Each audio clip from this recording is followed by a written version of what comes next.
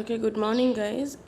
Last classல வந்து நம்ம divisions of economics பார்த்தோம் இல்லையா. ஸோ divisions of economicsல வந்து நம்ம என்னென்ன டாபிக்ஸ் கவர் பண்ணோம்னா consumption, production, distribution and exchange இல்லையா. So under types of economics already நம்ம வந்து மைக்ரோ எக்கனாமிக்ஸ் பற்றியும் மேக்ரோ எக்கனாமிக்ஸ் பற்றியும் கிளியராக பார்த்தோம். அதோட கண்டினியூஷன் தான் இன்றைக்கி கிளாஸ். ஸோ இன்டர்நேஷ்னல் எக்கனாமிக்ஸ் ஓகேவா. டிவிஷன்ஸ் ஆஃப் எக்கனாமிக்ஸ் எக்ஸாமில் கேட்டாங்கன்னா நீங்கள் வந்து என்ன எழுதணும்னா consumption, production, exchange and distribution எழுதணும். So right the divisions of எக்கனாமிக்ஸ்னால் இந்த 4 எழுதணும். அண்ட் டைப்ஸ் ஆஃப் எக்கனாமிக்ஸ்னால் நீங்கள் வந்து மைக்ரோ எக்கனாமிக்ஸ், மேக்ரோ எக்கனாமிக்ஸ், அப்புறம் இன்டர்நேஷ்னல் இன்றைக்கி டீச் பண்ணுறது எல்லாமே எழுதணும்.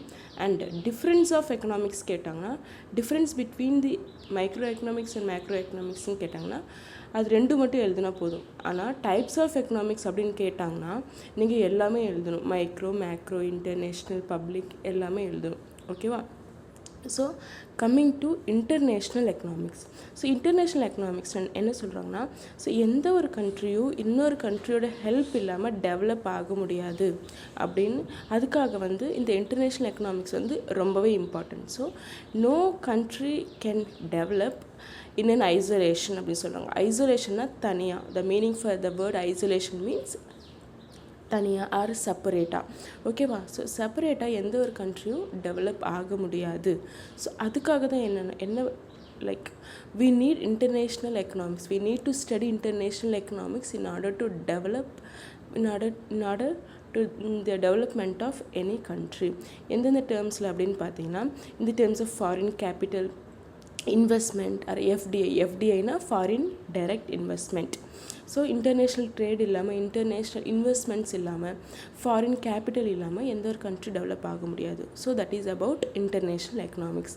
அண்ட் பப்ளிக் எக்கனாமிக்ஸ் அப்படின்னு என்னென்னு பார்த்தீங்கன்னா, ஸோ பப்ளிக் அத்தாரிட்டிஸ் அப்படின்னு என்னென்னு ஃபஸ்ட்டு சொல்கிறேன். பப்ளிக் அத்தாரிட்டிஸ்னால் எல்லா ஒரு government like army, police force, navy, everything comes under public authorities. So இந்த ஃபீல்டில் இந்த பப்ளிக் அத்தாரிட்டிஸில் என்னென்னலாம் எக்ஸ்பெண்டிச்சர்ஸ் இருக்குது, என்னென்னலாம் ரெவென்யூ ரைசிங் இருக்குது, அப்புறம் என்னென்னலாம் கடன், பப்ளிக் டெப்ட்னா கடன். ஓகேவா. ஸோ என்னென்னலாம் டெப்ட்ஸ் இருக்குது அப்படின்னு வந்து படிக்கிறது தான் public economics. So and coming to developmental economics. So developmental economics அப்படின்னு என்னென்னு பார்த்தீங்கன்னா லைக் கண்ட்ரிஸ் டெவலப்மெண்ட்டை பற்றி படிக்கிறது வந்து தான் நம்ம டெவலப்மெண்டல் எக்கனாமிக்ஸ் அப்படின்னு சொல்கிறோம். ஸோ ஒரு கண்ட்ரியோட டெவலப்மெண்ட் வந்து எதில் பேஸ் பண்ணி இருக்குது, எந்தெந்த ஃபேக்டர்ஸில் டிபெண்ட் ஆகிருக்கு அப்படின்னு பார்த்தீங்கன்னா per capita income, human development index and happiness index. So இந்த ஃபியூ ஃபேக்டர்ஸில் மட்டுமே ஒரு கண்ட்ரியோட டெவலப்மெண்ட் வந்து டிபெண்ட் ஆகிருக்கு. ஓகேவா. ஸோ per capita income அப்படின்னா the income of a person in a particular area ஒரு specific period of time. So ஒரு பர்சனோட வந்து ஆவரேஜ் இன்கம் ஒரு பர்டிகுலர் பிளேஸில் அண்ட் இன் ஸ்பெசிஃபிக் ஏரியாவில் நம்ம வந்து கால்குலேட் பண்ணுறோன்னா அதுதான் நம்ம வந்து per capita income அப்படின்னு சொல்கிறோம். ஸோ ஹியூமன் டெவலப்மெண்ட் இண்டெக்ஸ் அப்படி என்னென்னு பார்த்தீங்கன்னா ஒரு பர்சனோட டெவலப்மெண்ட், ஒரு சொசைட்டியில் இருக்க ஒரு பர்சனோட டெவலப்மெண்ட் வந்து ஒரு டிஃப்ரெண்ட் ஃபேக்டர்ஸில் டிபெண்ட் ஆகுது. அது வந்து அதான் வந்து ஒரு ஹெல்த்தாக இருக்கட்டும், ஒரு per capita இன்கமாக இருக்கட்டும். ஸோ இந்த எல்லா ஃபேக்டர்ஸ் வந்து டிட்டர்மைன் பண்ணுறது தான் ஹியூமன் டெவலப்மெண்ட் இண்டெக்ஸ். ஓகேவா. அண்ட் ஹாப்பினஸ் இண்டெக்ஸ் அப்படின்னு பார்த்தீங்கன்னா ஒரு பர்சன் வந்து ஒரு கண்ட்ரியில் லைக் ஒரு கண்ட்ரி வந்து ஒரு நல்ல டெவலப்மெண்ட்டாகவே இருக்கலாம், ஆனால் வந்து அங்கே இருக்க அந்த கண்ட்ரியில் இருக்க மக்கள் வந்து அவ்வளோ ஹாப்பியாக இருக்க மாட்டாங்க. So how happy a person is அப்படின்னு டிட்டர்மைன் பண்ணுறது தான் happiness index. So when we study about the development features of a country or the obstacles, எதெல்லாம் ஒரு கண்ட்ரிக்கோட தடைகளாக இருக்குது, ஒரு கண்ட்ரியோட டெவலப்மெண்ட்டுக்கு எதெல்லாம் தடைகள் இருக்குது அப்படின்னு படிக்கிறது தான் டெவலப்மெண்டல் எக்கனாமிக்ஸ். ஓகேவா. So that is about developmental economics. And coming to health economics. So what is health economics? So whenever we are studying about the situation, the condition of health of a particular country, that is called as health economics. ஓகேவா. So என்னெல்லாம் இந்த health economics cover பண்ணுது அப்படின்னு பார்த்தீங்கன்னா so it covers health indicators. So health indicators அப்படின்னா like health இண்டிகேட்டர்ஸ்னால் people வந்து எவ்வளோ ஹெல்த்தியாக இருக்காங்க, அவங்களுக்கு என்னென்னலாம் like if they are sick, is there any medicines available, is there any vaccines available, எல்லாம் ரெடியாக இருக்கா அப்படின்னு பார்க்குறது தான் ஹெல்த் இண்டிகேட்டர்ஸ்.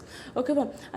அதுக்கு preventive and curative measures. Like take an example like this covid situation. ஓகேவா? இப்போ வந்து ஹெல்த் சுச்சுவேஷன்ஸ் ஆஃப் பீப்புள் வந்து like is like very bad because the vaccine is not yet found இல்லையா?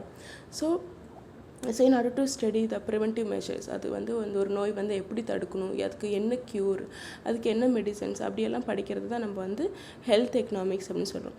இது கீழே வந்து லைக் என்னென்னலாம் இருக்கும் அப்படின்னு பார்த்தீங்கன்னா, like drug price control, health mission, neonatal care, maternity, child health, budgetary allocation for health etcetera. So these are all the factors we are going to study in the health economics. Neonatal care na the babies who are born under 9 months வந்து 9 months complete ஆகிறதுக்கு முன்னாடி babies எல்லாம் பிறப்பாங்க இல்லையா? So அவங்கள வந்து ஒரு special இதில் வந்து வச்சு பார்ப்பாங்க. அவங்க வந்து ஃபுல்லாக டெவலப் ஆகிற வரைக்கும், அதாவது நியோநாட்டல் கேர்னு சொல்லி. ஸோ மேட்டர்னிட்டினா தெரியும், த maternity like mothers who have the newly born babies. And child health budgetary, child healthக்காகவே அதுக்கு வந்து ஒரு லைக் செப்பரேட் பட்ஜெட் வந்து அலோகேட் பண்ணுவாங்க. அதுதான் child health budgetary allocation. So like whenever we are dealing with only the health of a people, health in the society, or like that, those related factors is called as everything comes under health economics. Okay, and coming to environmental economics. So environmental எக்கனாமிக்ஸில் என்ன படிப்போன்னா, ஒரு economy, ஒரு கண்ட்ரியோட economy நல்லா develop ஆகுது அப்படின்னா நம்ம வந்து ஆல்ரெடி எல்லா நேச்சுரல் ரிசோர்ஸஸ் வந்து மேக்ஸிமம் யூஸ் பண்ணிகிட்ருக்கிறதுனால மட்டுமே ஒரு எக்கானமி வந்து நல்லா டெவலப் ஆகுது. நேச்சுரல் ரிசோர்ஸஸ்னால் என்ன? லேண்ட், வாட்டர், எல்லாம் லைக் அவைலபிள் ரிசோர்ஸஸ், மைன், கோல்டு, எல்லாமே வந்து it comes under natural resource. நம்ம அதிகமாக வந்து நம்ம வந்து நேச்சுரல் ரிசோர்ஸ் யூஸ் பண்ணுறதுனால நம்ம எக்கானமி வேணால் இன்க்ரீஸ் ஆகலாம். ஆனால் ஒன்ஸ் த நேச்சுரல் ரிசோர்ஸஸ் வந்து டிப்ளீட் ஆகிடுச்சுன்னா, டிப்ளீஷன்னா the meaning for depletion is like over like use பண்ணிடும். ஒன்று வந்து யூஸ் பண்ணோன்னா அது வந்து முடிஞ்சிடும் இல்லையா? நம்ம அதை வந்து ரீயூஸ் பண்ண முடியாது. அதோட மீனிங் தான் depletion. So once natural resource வந்து நிறைய யூஸ் பண்ணிட்டோன்னா நம்ம ஃப்யூச்சர் ஜென்ரேஷன்ஸ்க்கு வந்து அவங்க ரொம்பவே கஷ்டப்படுவாங்க. ஓகேவா? So when we overuse the natural resources, it will like definitely affect our future generations. So நம்ம எக்கானமி டெவலப் ஆகணும், நம்ம அட் ப்ரெசென்ட் ஹாப்பியாக இருக்கணும் அப்படின்னு நம்ம வந்து நேச்சுரல் ரிசோர்ஸஸ் வந்து ஸ்பாயிலோ ஆர் ஓவர் யூஸோ பண்ணக்கூடாது. So in order to avoid that, அதை வந்து அவாய்ட் பண்ணுறதுக்கு தான் we need to study about the environmental economics. Okay, so that is about environmental economics. And coming to the next topic, basic economic problems. So what are all the basic economic problems? ஒரு எக்கானமியோட பேசிக் problems என்ன அப்படின்னு பார்த்தீங்கன்னா, so like நமக்கு வந்து resources வந்து அபண்டண்ட்டாக இருந்துச்சு. நமக்கு வந்து நேச்சுரல் ரிசோர்ஸ் வந்து எல்லாமே நிறையா இருக்குது. வாட்டர், லேண்டு, எல்லா mines like gold, silver, everything வந்து அபண்டண்ட்டாக இருக்குது, இன்ஃபைனைட்டாக இருக்குன்னா நம்மளுக்கு பிரச்சனையே இல்லை. நம்ம எவ்வளோ யூஸ் பண்ணாலும் நமக்கு நோ ப்ராப்ளம் இல்லை. But the natural resource are in ஸ்கேர்ஸ்னால் என்ன சொன்ன மீனிங் உங்களுக்கு கிளாஸ்லேயே, the meaning for scarcity is very less in number, like very few. ஓகேவா? ஸோ நம்ம வான்ஸ் வந்து நேச்சுரல் ரிசோர்ஸஸ் வந்து நிறையா இருந்து நம்மளோட வான்ஸ் கம்மியாக இருந்தால் ப்ராப்ளமே இருக்காது. ஆனால் இங்கே வந்து ரிவர்ஸாக இருக்குது. நம்மளோட தேவைகள் வந்து ரொம்பவே அதிகமாக இருக்குது, இன்ஃபைனட்டாக இருக்குது இல்லையா? ஸோ நமக்கு வந்து நம்மளோட தேவைகளுக்கு வந்து ஒரு ஸ்டாப்பே இல்லை. வேர்ஆஸ் அவர் நேச்சுரல் ரிசோர்ஸஸ் வந்து ரொம்ப ரொம்ப கம்மியாக இருக்குது. ஸோ அதுதான் ப்ராப்ளம். ஓகேவா? ஸோ நம்ம ரிசோர்ஸஸ் வந்து எப்படி யூஸ் பண்ணணும்? ஓகேவா? இப்போ வந்து நமக்கு வந்து ஒரு ரைஸ் இருக்குது. ஓகேவா? நம்ம வந்து ரைஸ் வந்து ப்ரொடியூஸ் பண்ணுறோம், வீட் ப்ரொடியூஸ் பண்ணுறோம். ஓகேவா? நம்ம லைக் யூஸ்வலாக நிறையா சாப்பிட்றது என்ன? ரைஸ் தான் நம்ம நிறையா சாப்பிடுவோம். ஓகேவா? ஒரு சீசனில் to some extent the production of rice வந்து ரொம்ப கம்மியாயிடுச்சு. இப்போ நம்ம ஆல்டர்னேட்டிவ் என்ன? நம்ம வந்து ரைஸ் வந்து ரொம்ப கம்மியாயிடுச்சு, நம்ம வந்து அதை நம்மளால் வந்து அதை ப்ரொடியூஸ் பண்ண முடியல. So we should go for alternative use. ஆல்டர்னேட்னா என்ன? ஒன்று கிடைக்கலனா இன்னொரு choice, like other choice. So இன்னொரு இது யூஸ் பண்ணுறது தான் நம்ம என்ன சொல்லணும்னா ஆல்டர்னேட்டிவ் யூஸ் லைக் ஆட்டோமேட்டிக்காக நம்ம வீட் யூஸ் பண்ண ஆரம்பிப்போம். இப்போ ஒரு பொருள் கிடைக்கலன்னா நம்ம வந்து இன்னொரு பொருள் வந்து we start using that alternative. அதான் சொல்கிறாங்க. So whenever we are studying about the alternative uses, okay, so in order to avoid the problems occurring in scarce resources, we should go for the alternative uses of the things. So that is the first main point in order to avoid the problems arising from economic problems, okay. And then the basic problems என்னென்னு பார்த்தீங்கன்னா, first problem வந்து நம்மளோட wants and desires வந்து unlimited. அதுதான் first problem, ஓகேவா. And resources வந்து ஸ்கேர்ஸாக இருக்குது. Resources வந்து ரொம்ப கம்மியாக இருக்குது. அது வந்து ஃப்ரீயாகவும் கிடைக்காது. So it is not freely available. And coming to the third, economic choice என்னென்னு பார்த்தீங்கன்னா, நம்ம வந்து ஒரு பொருள் எப்படி நம்ம இன்னொரு பொருள் யூஸ் பண்ணுறோம், எவ்வளோ யூஸ் பண்ணுறோம், யாருக்கெல்லாம் கொடுக்குறோம், அது வந்து டிசைட் பண்ணுறது ரொம்ப ஒரு டிஃபிகல்ட்டான டாஸ்க், ஓகேவா. ஸோ அதான் economic choice. That is also one of the problem in choosing. So how people use scarce resource to satisfy the unlimited wants அப்படின்னு சொல்கிறாங்க. எப்படி வந்து ஒரு சுச்சுவேஷனில் ஒரு பொருள் இல்லைன்னா நம்ம அதுக்கு எப்படி ரியாக்ட் பண்ணுறோம், நம்ம ஆல்டர்னேட்டிவ் என்ன யூஸ் பண்ணுறோம் அப்படிங்கிறது டிசைட் பண்ணுறதே ஒரு பெரிய டாஸ்க், ஓகே. அதில் நம்ம வந்து தரோவாக படிக்கணும், நம்ம எல்லா சுச்சுவேஷன்ஸ்க்கும் ரெடியாக இருக்கணும், okay. And coming to what and how much to produce. So நம்ம என்ன ப்ரொடியூஸ் பண்ணணும், லைக் எவ்வளோ ப்ரொடியூஸ் பண்ணணும் அப்படின்னு டிசைட் பண்ணுறதுக்கு ரொம்ப இம்பார்ட்டன்ட் ஃபேக்டர். இப்போ வந்து நம்ம வந்து சொசைட்டியில் இருக்கிற எல்லாருக்குமே வந்து ஃபுட் வந்து கிடைக்கணும், அதுக்கு தகுந்த மாதிரி ப்ரொடியூஸ் பண்ணணும். ஸோ லைக் என்ன ப்ரொடியூஸ், இப்போ வந்து ஒவ்வொரு ஸ்டேட் வந்து டிஃப்ரெண்ட் டைப்ஸ் ஆஃப் ரைஸ் வந்து ப்ரொடியூஸ் பண்ணுவாங்க. இப்போ வந்து நம்ம வந்து people from Kerala they will eat a different rice இல்லையா. ஸோ அந்த ரைஸ் வந்து நம்ம வந்து இங்கே தமிழ்நாட்டில் ப்ரொடியூஸ் பண்ணோன்னா it is not useful. So like பிளேஸ்க்கு தகுந்த மாதிரி நம்ம ப்ராடக்ட்ஸ் வந்து ப்ரொடியூஸ் பண்ணணும், ஓகே. ஸோ அது வந்து சூஸ் பண்ணுறது, அது வந்து செலக்ட் பண்ணுறது ரொம்பவே important factor, okay. And how much produce, எவ்வளோ ரொம்பவும் அதிகமாகவும் ப்ரொடியூஸ் பண்ணக்கூடாது அண்ட் ரொம்ப கம்மியாகவும் இருக்கக்கூடாது. So these two factors is very important in any economy. So what to produce and how to produce, okay.